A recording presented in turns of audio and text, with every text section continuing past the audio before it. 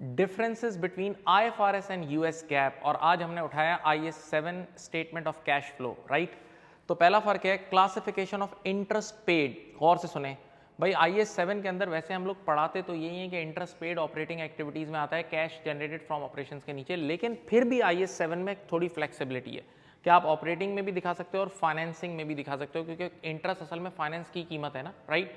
यहाँ फ्लेक्सिबिलिटी है। लेकिन यूएस गैप सख्ती से कहता है एएससी 230 जो है कि भाई ये interest paid pure operating activities में जाएगा, पहला फर्क। दूसरा, क्लासिफिकेशन ऑफ इंटरेस्ट रिसीव।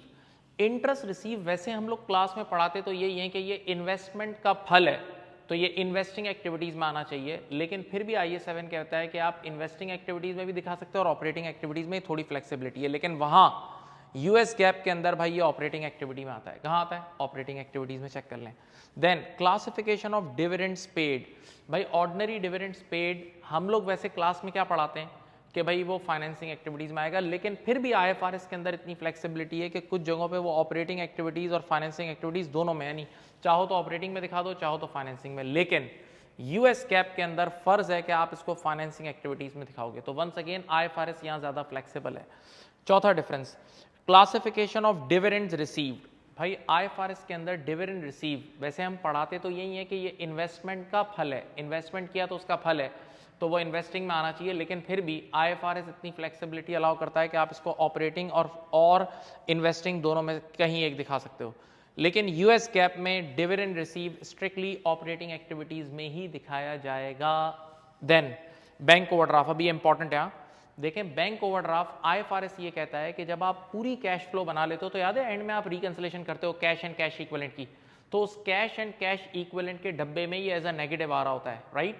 यानी यूएस आईएफआरएस ये कहता है, और आपने करा है, आप जिन्होंने जो लोग पढ़े, जो लोग इस चीज को अप्लाई करते हैं, तो बैंक ओवरड्राफ्ट को हम कैश एंड कैश इक्विवेलेंट के पैकेट का पार्ट बनाते हैं। जबकि यूएस गैप कहता है कि bank overdraft should be treated as a separate liability and excluded from cash and cash equivalent. ये मेजर फर्क है, जो बच्चे इसको अप्लाई करना चाहते हैं, जो प्रोफेशनल, वो याद रखे ये। Then disclosure of non cash transaction, गौर से सुने, non cash transactions are disclose in the notes to the financial statement, not in the cash flow statement. यानी भाई नॉन कैश जो भी ट्रांजेक्शन है वो डिस्क्लोजर में जाएगी, कैश फ्लो स्टेटमेंट में नहीं आएगी। जबकि यहाँ non cash transaction must be disclose as a separate schedule, यहाँ एक सेपरेट स्केड्यूल बनेगा, यानी दोनों में दिखाना है, बस जगहों का थोड़ा सा फर्क है। Then cash flow from operating activities, जरा गौर से भाई देखें, आपको पता है कैश फ्लो के दो मेथड्स हैं, एक डायरेक्ट और एक इनडायरेक्ट मेथड, सही है। अगर कोई बोले इन दोनों में फर्क क्या है, तो डायरेक्ट और इनडायरेक्ट मेथड्स की इन्वेस्टिंग और फाइनेंसिंग एक्टिविटीज तो सेम होती है, और आप सब जानते हैं कि इन्वेस्टिंग और फाइनेंसिंग एक्टिविटीज में प्योर इनफ्लोज एंड आउटफ्लोज, पैसों का आना और जाना, जो मेजर फर्क होता है वो ऑपरेटिंग एक्टिविटीज में होता है, राइट। ओके, डायरेक्ट मेथड में ऑपरेटिंग एक्टिविटीज में भी प्योर पैसा दिखाया जाता है, एक्चुअल कैश फ्लोज, जबकि इनडायरेक्ट मेथड में आप प्रॉफिट से स्टार्ट करते हो, प्रॉफिट बिफोर टैक्स से स्टार्ट करते हो और फिर कैश फ्लो पे खत्म करते हो। यानी इनडायरेक्ट मेथड में आप प्रॉफिट को अल्टीमेटली कैश फ्लो में कन्वर्ट कर रहे होते हो। अब जरा गौर से सुनिएगा, नॉर्मली जो आप लोगों ने देखा है, एग्जाम्स में किया है, कंपनीज में जो लोग काम कर रहे हैं उनको पता है 99% इनडायरेक्ट मेथड से ही कैश फ्लो बनाते हैं। उसकी वजह ये आसानी से बन जाती है ना, प्रॉफिट, इनकम स्टेटमेंट से प्रॉफिट उठाया और वहीं से आपने काम कर लिया, राइट, इजीली बन जाती है। तो ये दोनों मेथड्स अलाउड हैं आईएफआरएस के अंदर, डायरेक्ट और इनडायरेक्ट मेथड। इवन आईएफआरएस भी प्रोमोट यही करता है कि आप डायरेक्ट मेथड को करो, और इस पर मैंने एक सेपरेट वीडियो बनाई है, बल्कि मेरी लाइफ की ये दूसरी वीडियो थी, मैंने 2018 में शायद इसकी वीडियो बनाई थी, देखिएगा, मैं लिंक नीचे डाल दूंगा, कि डायरेक्ट मेथड के एडवांटेजेस के ऊपर मैंने वीडियो बनाई थी, बड़ी जबरदस्त उसमें लर्निंग है। बहरहाल अभी मेरा ये टॉपिक नहीं है। तो आईएफआरएस डायरेक्ट और इनडायरेक्ट मेथड दोनों अलाउ करता है, रिकमेंड डायरेक्ट मेथड को करता है, लेकिन नॉर्मली लोग इनडायरेक्ट मेथड इसलिए यूज करते हैं क्योंकि जल्दी बन जाता है, काम कम होता है। जबकि यूएस गैप भी दोनों मेथड अलाउ करता है, लेकिन वो ज्यादा इंकरेज करता है डायरेक्ट मेथड को, और अगर आपने डायरेक्ट मेथड यूज किया है ना, तो फिर आपको रिकंसिलेशन भी दिखाना जरूरी है। देन हमारे पास इनकम टैक्सेस हैं, सुनिए, आईएफआरएस कहता है कि इनकम टैक्स हम सब जानते हैं, income tax paid operating activities में आता है, लेकिन साथ वो अलाउ करता है कि अगर कुछ इनकम टैक्स किसी और एक्टिविटी से रिलेटेड है ना, तो डायरेक्ट उस एक्टिविटी में भी दिखा सकते हो, तो ये फ्लेक्सिबिलिटी हुई ना। लेकिन यूएस गैप क्या कहता है, cash flows from income taxes are classified as operating activities with no exceptions. इसमें एक्सेप्शंस थी, ये कहता है कि अगर इन्वेस्टमेंट से रिलेटेड कुछ टैक्सेस है तो वो वहां भी दिखा सकते हो, आईएफआरएस ये कहता है, तो आईएफआरएस ज्यादा फ्लेक्सिबल है।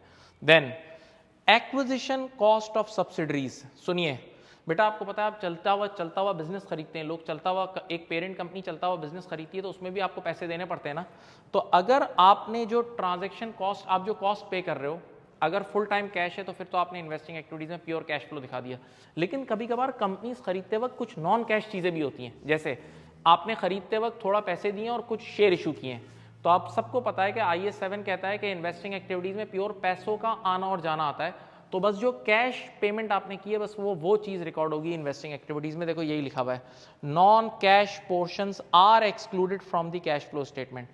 यहां भी सिमिलर ट्रीटमेंट है, यूएस गैप में similar treatment, classified under but with more prescriptive disclosure requirement, वहां डिस्क्लोजर रिक्वायरमेंट ज्यादा है। आखिरी चीज आ गई, बड़ी अहम है, रिस्ट्रिक्टेड कैश। पहले तो इसका मतलब समझें रिस्ट्रिक्टेड कैश होता क्या है, मैंने इस पर भी एक सेपरेट वीडियो बनाई है बहुत डिटेल्ड, और वो उसका लिंक भी मैं दूंगा। रिस्ट्रिक्टेड कैश ऐसा है, जैसे आज मैंने एक फ्लैट कंस्ट्रक्ट हो रहा था, एक बिल्डिंग कंस्ट्रक्ट हो रही थी, उसमें मैंने एक घर बुक कराया, ठीक है। तो अब जो कंस्ट्रक्शन कंपनी है ना, वो मुझे कहेगी भाई आप अगर सिर्फ ज़बानी कलामी बुक कराओगे तो हम और हम आपके लिए घर बना के खड़े हो जाएं और बाद में आप मुकर गए तो हमारा तो लॉस हो जाएगा। तो मैं बोलूँगा ठीक है, मैं आपको अपने पैसे अमानतन रखवा रहा हूँ, और एक अकाउंट में रखवाए जाते हैं एस्क्रो अकाउंट, यानी वो एक ऐसा अकाउंट होता है, थर्ड पार्टी अकाउंट आप समझ लें, कि ना मैं यूज़ कर सकता हूँ ना वो यूज़ कर सकते हैं, लेकिन अमानतन उनके पास वो पैसे पड़े, यानी वो यूज़ नहीं कर सकते, तो इसको बोलते हैं रिस्ट्रिक्टेड कैश। और ये एस्क्रो अकाउंट मेरे लिए भी अच्छा है एज एन इन्वेस्टर, कि कल को अगर वो पैसा खा के भागने लगे तो गवर्नमेंट उनको रोक लेगी एस्क्रो अकाउंट में पड़े हुए, तो इसे कहते हैं रिस्ट्रिक्टेड कैश। अब IFRS क्या बोलता है, restricted cash is included in cash flow statement, यानी कैश एंड कैश इक्विवेलेंट का पार्ट बनेगा, but required separate disclosure in the notes. लेकिन आपको बता देना है कि भाई इतना कैश रिस्ट्रिक्टेड है, जबकि यूएस गैप में क्या है, restricted cash is not included in cash and cash equivalent, वो कैश एंड कैश इक्विवेलेंट के पैकेट का पार्ट नहीं बनेगा, but disclose in the cash flow statement if material, अगर मटीरियल है तो उसका डिस्क्लोजर बनेगा। तो उम्मीद है आपको ये चीज़ें पसंद आई होंगी, बहुत बेनिफिट हुआ होगा। अगर अच्छा लगा तो कमेंट करें, शेयर करें और हमारे चैनल को सब्सक्राइब करें। Thank you.